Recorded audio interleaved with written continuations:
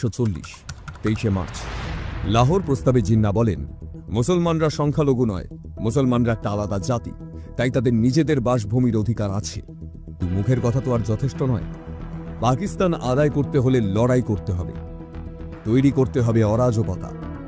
এর কয়েক বছর পর 1946 সালের 24 মার্চ ক্যাবিনেট মিশন ব্রিটেন থেকে ভারতে আসে ভারতীয়দের ক্ষমতা হস্তান্তরের প্রস্তাব নিয়ে।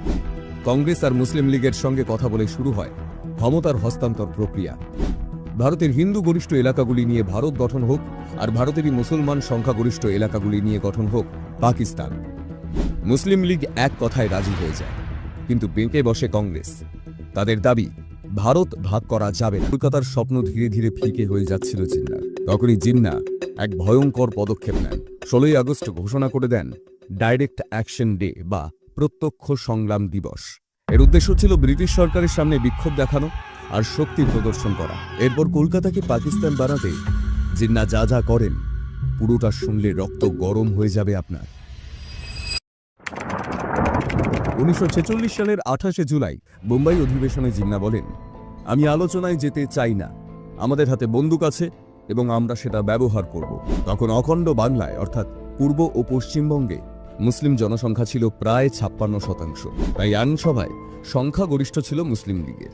অবিভক্ত বাংলা তখন ছিল মুসলিম শাসনের অধীনে, আর তৎকালীন বাংলার প্রধানমন্ত্রী ছিলেন সোহরাওয়ার্দী।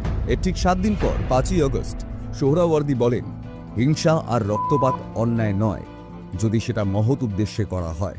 মুসলমানদের কাছে আজ পাকিস্তান আদায় করা ছাড়া অন্য কোনো প্রিয় কাজ নেই।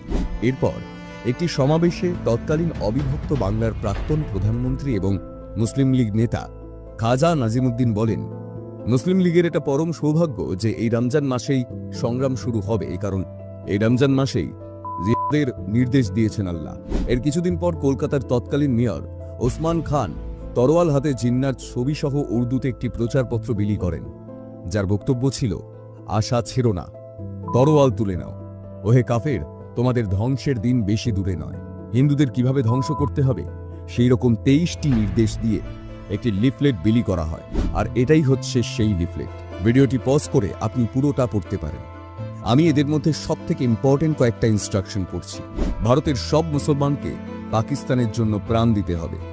ভারতের সবাইকে ইসলামে ধর্মান্তরিত করতে হবে। একজন মুসলমান সমান 5 জন হিন্দু। একজন মুসলমানকে 5 জন হিন্দুর অধিকার পেতে হবে। যতদিন পর্যন্ত পাকিস্তান না হচ্ছে ততদিন পর্যন্ত হিন্দুদের যত কারখানা ও দোকান আছে ধ্বংস করতে হবে এবং লুট করতে হবে, আর লুঠের মাল মুসলিম লীগের অফিসে জমা দিতে হবে। হিন্দুদের দিন দিন